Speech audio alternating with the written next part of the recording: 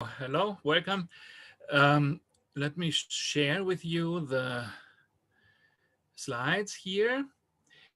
And I also want to tell you where to find this. I will send you in the chat window. 1 second, in the chat window, I will put the link. So this here is where you can find what I'm showing you, the slides, right? They're there. And so if you go there, you can see this, and then you can yourself also click on the links, because this has links in it where you can see various things. There are some videos and there are some demonstrations. And so it would be good if you go there and then you can have a look.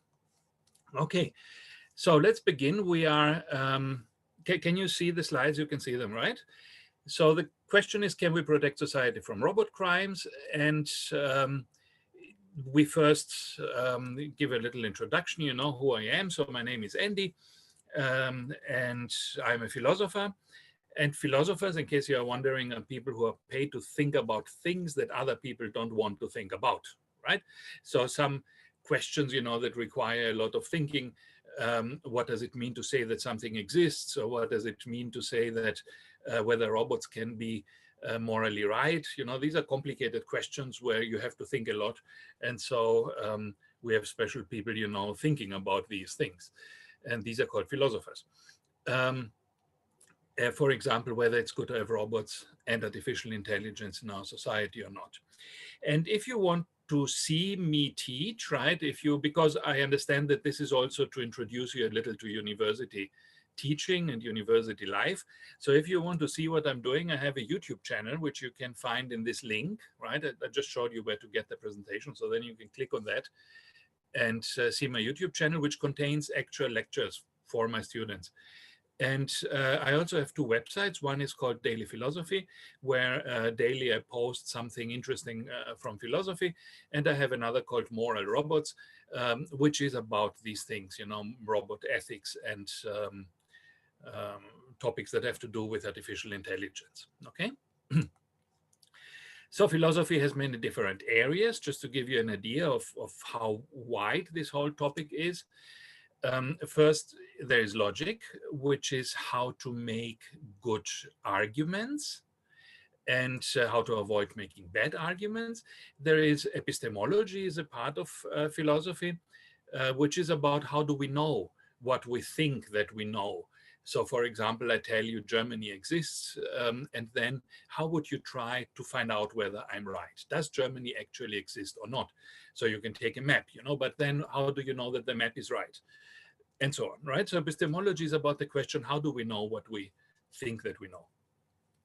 Metaphysics is about the question, what kinds of things exist and in what way do they exist? So, the most obvious question, God, does God exist? Or do numbers exist? Numbers are tricky, right? If you think of the existence of numbers, where are they? Where is the number 2? It's nowhere, but still it seems to be something that exists, right? Philosophy of mind, what is a mind? Do robots have a mind? Political philosophy, what is a good government? And ethics, how should we act in our everyday lives? Okay, so these are some of these questions that we are dealing with in philosophy. And now let's come to AI, so artificial intelligence, right? AI means artificial intelligence. And this is used today in human societies quite a bit. And often we don't even know that AI is used so widely because it happens under the surface of things that we perceive, right? So in medicine, for example, AI systems can diagnose diseases, and they can diagnose some diseases better than human doctors. There have been multiple studies of this, some cancers, some diagnoses from X-ray pictures. AI systems can do them much better, more reliably than human doctors. AI pilots can fly military fighter planes better than human pilots. This has also been tested. There have been competitions between humans and AI in flying airplanes. AI can do it better. Self-driving cars drive better than human drivers and cause fewer accidents. Of course, Teslas have had some famous accidents, but on the other hand, they have had millions of kilometers. So if you take the accidents per driven kilometer, then still even today's Tesla cars, which are so crude and relatively bad in terms of their abilities, they're still much better than human drivers. AI systems give recommendations about who should get a bank credit. So this is not so clear whether this is a good thing, right? So when you want to get a credit from your bank, there will be probably an AI system telling the bank what to tell you, yes or no. And these AI systems take into account past cases of people like you who have had a credit and whether they paid it back or whether they did not pay it back. And so AI systems make a prediction about how you will behave regarding this credit. And in the same way, they recommend prison sentences for criminals. The United States famously has a program that is used for this, where they would say this particular person has done this crime and they are, I don't know, white or black, and they have some other property, they are married, they have 2 children. And from all these properties, we can calculate a probability that this person will offend again, commit another crime or not. And this is an AI system that does it and that recommends then that this person should be let go after their sentence is over, the minimum sentence, or whether they should, prolong the sentence. And finally, AI systems are used to recognize faces. You know this from Facebook, right? Where you can tag people. So recognize faces on camera images. But this you can also use, of course, to track people on the streets. You can have a surveillance camera in a public place, and then people who go under this camera, who walk under there, can be recognized, for example, by the government. And this is also something that AI systems are doing. So now criminals can, in principle, take control of these AI systems, and they can use them in order to do something bad. So, for example, they could track innocent people and get the police to arrest them, right? If police goes and arrests people when the AI system says that they should do, then by manipulating the AI system, you can make police go after somebody who is in principle innocent. You can recommend the wrong prison sentence for a criminal. Either you are a friend of the criminal, then you manipulate the AI system to recommend a much smaller sentence, or you are an enemy of this criminal, then you recommend the AI system to, you change it to recommend a much longer sentence. AI systems can be made to make wrong diagnosis for a patient, potentially harming them or even killing them, right? AI systems control airplanes. So if criminals take control of the AI system, they can control airplanes, they can control drones and weapons and use them for terrorist purposes, right? They can make an airplane fly where they want and let it crash, or they can use an AI system to plant a bomb or a drone to transport a bomb and then explode it somewhere. They can cause self-driving cars to crash, or they can shut down a city's traffic lights. So these are all possibilities of what you could do if you took control of an AI system. And now the obvious reply to this is that people would say, yes, in principle, yes, but this doesn't happen because these systems are safe. And so it's very important to realize that no computer system is safe. And if you look at a short list, there's a list in Wikipedia of systems that have been hacked over the years and compromised by criminals. And you can show that no system is safe from criminals, right? In the 70s and 80s, US hackers could make phone calls for free by hacking the telephone system. In 1988, there was a famous computer worm in the States, the Morris worm, which spread to 6,000 government and university computers. So it's not home computers, but government and university, right? In 96, hackers took control of the websites of the United States Department of Justice in August, the CIA in October, and the US Air Force in December. So you see very, very sensitive computer systems, right? In 2001, they hacked Microsoft and US banks. In 2007, the UN website, the United Nations, was hacked. In 2010, the Stuxnet worm, another very famous incident, attacked Iranian nuclear facilities and nuclear power plants, right? And so the hackers in principle could be in control of parts of a nuclear power plant. In 2011, the Bank of America credit card data got stolen. In 2012, Foxconn and LinkedIn get hacked. So just to show you that nobody is exempted, right? No company and no government computers can escape being hacked. US government computers in 2015 stealing 20 million social security numbers, addresses, and fingerprints. 2020, this year, you know, hackers successfully attacked the UN again, police department, Chicago Police Department, radio frequencies. And in August 2020, just now 2 months ago, hackers took control of a satellite orbiting Earth and made a photo of the moon with it. In September, 1 month ago, the first person died because of a cyber attack. A patient in a German hospital, the computers were locked by ransomware, and so the doctors couldn't find the information for this patient. They couldn't give him the correct medicine, and the patient died. So you can see from this that when you hear, you know, we don't need to be afraid of bad people taking control of AI systems, this is just not true. Bad people can take control of every computer system they want to take control of. So how does dark AI even work? We will have a very short overview here. What happens is that you have a neural network. We don't have time to explain how this works, right? But in principle, in some very high-level principle, it works like what is in your brain, you know, a small part of that. So you have these little cells, these neurons that are connected with each other, and they form a network. And then you have some signal coming in from a camera, and on the backside, the network decides what it is seeing, right? And so now here you have a picture on the left side of this woman, and this is correctly recognized by a neural network that has been trained to recognize her, right? And now you can add something little to this picture. You can add these glasses that you see in the middle picture. And by adding just these glasses, this could be real glasses that the person is wearing, or it could just be that you manipulate the picture, right? You just Photoshop the glasses there. And now this neural network will recognize the same picture as the person on the right. The neural network would say, this is the guy on the right, although it doesn't look at all like that, right? And you see how easy it is just by adding a few pixels, you know, to this picture to completely misidentify it to, instead of the person on the left, which it still is, now it is identified as the person on the right, okay?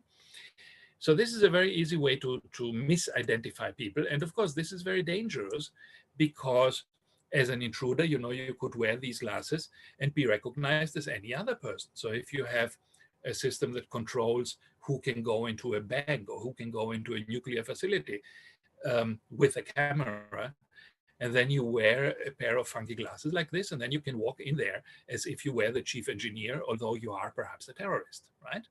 So this is a big problem. Another thing we see here, how you can cheat neural networks, is a stop sign. And if you look at the left side, you just have a normal dirty stop sign. And we have no problem recognizing it, but the world is full of dirty stop signs, right? On the right side now, you have a stop sign that was specifically crafted to fool a neural network. So these little black and white stickers, they are not there by accident. They are there because somebody worked out that they have to be there. And if you put them there, then the neural network will recognize the stop sign as a 45-mile-per-hour speed limit sign.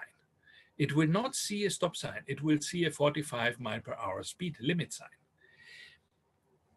So you see, again, it's very easy to trick the neural network, and no human would be tricked by this, right? No human would look at the stop sign and say, oh, this is a 45-mile-per-hour speed limit sign, but the computer will do it. And so now you can imagine how this could be used to kill someone, right?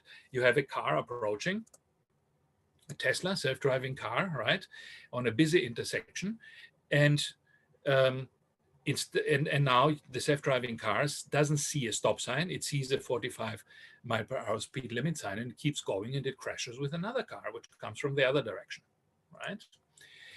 So one might target a specific car of a particular victim and thus kill him in a traffic accident. And it's very easy, as opposed to other ways of killing people, it's very easy here to remove the stickers afterwards and to make the crash look like an accident or like an unexplained failure of the self-driving car, right? So the the police would come and see there was a crash, but they wouldn't be able, from looking at the stop sign, to understand what has happened. So as the use of neural networks in society increases, these attacks will become more common because, first, it's much easier for a criminal to get away from the site of the crime after hacking a computer or sticking a few stickers on a traffic sign compared to a shooting, right? If you take out a gun and start shooting on the street, you will immediately be surrounded by people. Police will come, they will stop you, they will attack you, they will shoot you. If you just stick a few stickers on a stop sign, nobody will say anything. Or if you take a child and let it do it, right? Then it's a child playing. But it's an equally powerful attack, right, on a neural network that controls a car. Only this time you can do it without causing any uproar in the city, right, in the street. Murders and other crimes committed through AI are safer and easier for criminals to execute. They leave fewer usable traces for law enforcement to follow. So if you shoot someone with a bullet, you leave probably the gun somewhere. You leave the bullet. The bullet can be found by the police. It can be analyzed. Perhaps you leave some fingerprints. If you kill someone by manipulating a stop sign and then remove the stickers and go away, there's nothing left at the place of the crime, right, to make it easy to identify you. They're just some stickers, or the stickers are even gone, right? So you leave very few traces. So it's very easy to commit crimes that are impossible for the police to later to find out who the criminal was. And as opposed to guns, the equipment needed for digital crimes is already in everyone's possession. You don't need something like a gun, which is difficult to get. You just need a computer, and we all have a computer right now. We are all sitting in front of one. You need mobile phones, stickers, a color printer, and an internet connection. We all have these things at home, right? So this is another thing. The weapons used for digital crimes are widely available, and they are already used by everyone. Deep fakes is another problem. These are artificially generated pictures or movies that look like they are real. And here is a test, right? You can see these two faces. Only one of them is real. The other has been generated by an artificial intelligence program. And I gave you the link here. Wait a moment. I gave you the link on the previous page at the bottom there somewhere. No, wait, it's somewhere. Okay, the previous page. You will find the link to this, so you can try it out yourself with different faces. So only one of them is real. The other is a person who never existed. It's a computer-generated face. And you can see that it's very hard to tell them apart, right? There are some signs that you can use, but it's very difficult. In this case, the woman is fake, right? It's not a real person. The man on the right is a real person. And in this way, we can produce pictures of human beings who don't exist, and then we can use them, for example, to change the pictures in surveillance cameras, put a face there that does not exist, so the police has no clue who this is. In movie clips, one can replace the face of an actor with the face of another person, or you can change what a person says in a video by making their mouths move in a way that looks like they're pronouncing different words. This has been done a lot. YouTube is full of such deep fakes. I gave you a link here which explains a little how this works. We will not look at it now because we only have 10 minutes left, but you know where the thing is, right? So go later afterwards, click on this link and watch these videos. This is really interesting to see how it works. And you can find many more examples online. There's Lyrebird. This is a program that can take a voice sample of a real person. So you would record my voice now, for example, and then create an artificial voice that can say any text in that person's voice, right? Again, there's a YouTube demo of this. So you would just read a few minutes of text, record me talking, and then you could enter these voice files into this program and type a piece of text, whatever you want, and my voice would say this text. So this means that it becomes very hard for courts to take any evidence seriously, photographic evidence or voice recordings, because all these things can be changed. You can have a recording of somebody saying something totally crazy in his real voice, and all his friends would say, yes, this is the voice of my friend. But in reality, this is just an artificially generated voice that sounds exactly like the person you want to fake. So you could make people say criminal things on a video, or you could replace the face in a surveillance camera, making someone you don't like appear like they have just broken into a bank, and so on. Finally, we can use robots and drones as weapons. And this has already been done, right? In September 2013, a small drone crashed 2 meters away from the German Chancellor Angela Merkel. And you can see a video of this there. I don't show you the videos now because we don't have so much time. And also, I don't know how well it works with Zoom and watching a video through Zoom. So just click on it yourself later. In 2016, police in Texas used a robot to transport a bomb to a place where a shooter was hiding, and then they triggered the bomb and they killed the shooter. So a robot essentially killed a shooter with a bomb. In 2018, a drone exploded in the air in front of Venezuela's President Maduro as he was giving a speech, and nobody saw the drone before the explosion. Nothing happened in this case. It exploded far away, so he wasn't hurt. But I mean, this shows you that it is relatively easy to take a drone and use it as a weapon. And as more and more weaponized robots are created, the older models have to go somewhere, and they will sooner or later find their way into the hands of terrorists. Like today, you know, all other weapons find their way into the hands of terrorists, right? You can buy any military weapon if you pay enough money from black markets, you know, from Russian stocks, from American stocks, wherever the guns originally come from. And in the same way, you will be able to buy these robots. This is the thing that was used in Texas, or a similar one like that, to transport the bomb to kill this shooter. Okay, so to finish this, what is robot ethics, very briefly, or AI ethics is a new field of ethics that asks how AI systems should behave. Are there specific actions that only humans should be allowed to perform, for example, to kill a human being? Should robots be armed at all, or should we insist that no robot should have a weapon? If not, if robots are not armed, they will not be able to assist police in fighting criminals as effectively. So like we just saw, right, in Texas, they killed this shooter with the use of a robot. If this was not allowed, some human would have to go there and kill him and risk his own life. If we say, yes, robots should be armed, then they pose a danger to innocent people, of course, that they can be misused. If a criminal takes control of the robot, then you have a big problem, right? If it's a robot, if it's the terrorist himself, then you can always, you know, count that the terrorist is afraid for his own life. So if you threaten him, perhaps he will go away, but the robot won't, right? The robot will keep coming after you until you're dead. So should we create deepfake programs? And if yes, who should control and regulate them? This is another problem. And finally, who is responsible if an autonomous robot commits a crime? Is it the manufacturer or the robot or the operator? So you can, you know, imagine you have a Tesla car that is self-driving and then it kills someone. So who is responsible now? Is it the driver of the car? Today, we would say the driver because the Tesla car is not fully autonomous. But in a future where it drives itself, is the car responsible? Is the company responsible that made the car? Or is the driver responsible? It's very unclear, right? Who should take the blame? Another thing is Asimov's laws. You have perhaps heard from science fiction. This is a very old thing from 1942. Isaac Asimov proposed 3 laws of robotics. The first law, a robot may not injure a human being or allow a human being to come to harm. The second law, a robot must obey the orders given to it by human beings, except where such orders would conflict with the first law. And the third law, a robot must protect its own existence as long as such protection does not conflict with the first or second law. So you see the priority, right? So first, the robot may not injure a human being. Second, a robot must obey orders, but not injure human beings. And third, it must protect its own existence, but obey the other 2 laws.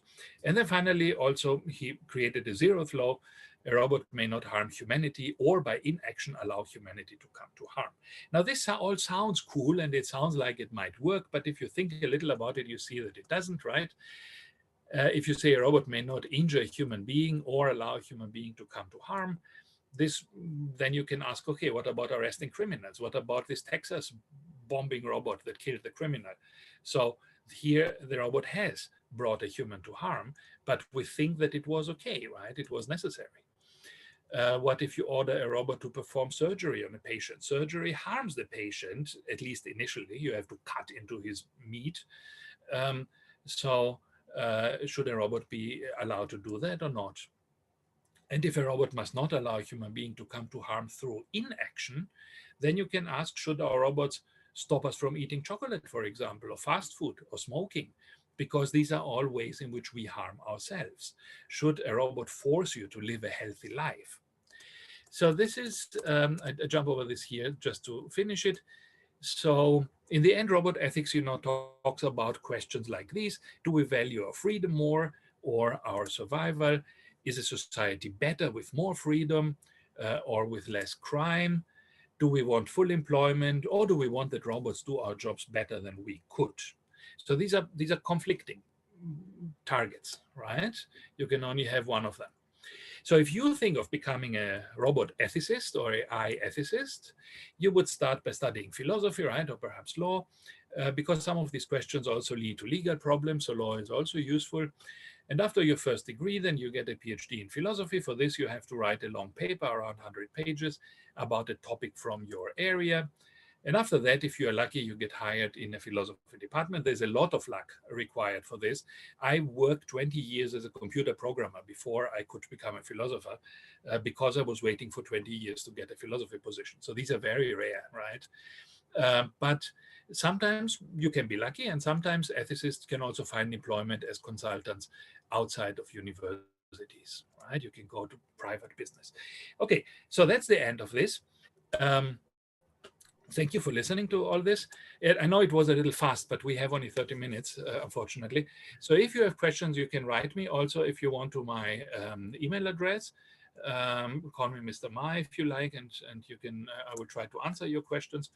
And otherwise, we are finished. I hope you had a little insight into what I'm doing.